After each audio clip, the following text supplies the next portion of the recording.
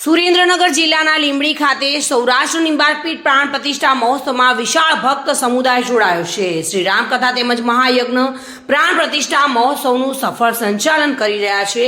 ત્યારે રામકથા અને રાત્રિ ભવ્ય ડાયરામાં આવતા 5000થી પણ વધુ લોકો હોય છે। લોકો ભોજનની સુંદર વ્યવસ્થા કરવામાં આવી છે।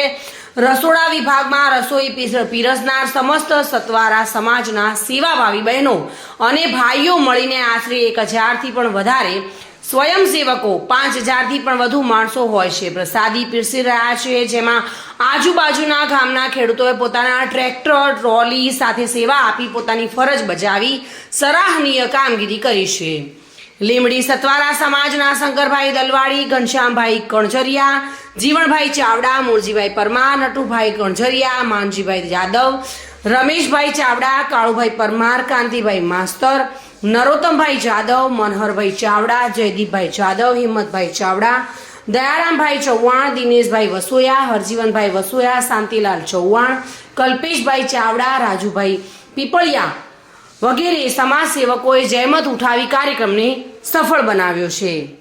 જયેશ મોરી સાથે bureau report, today Gujarati news.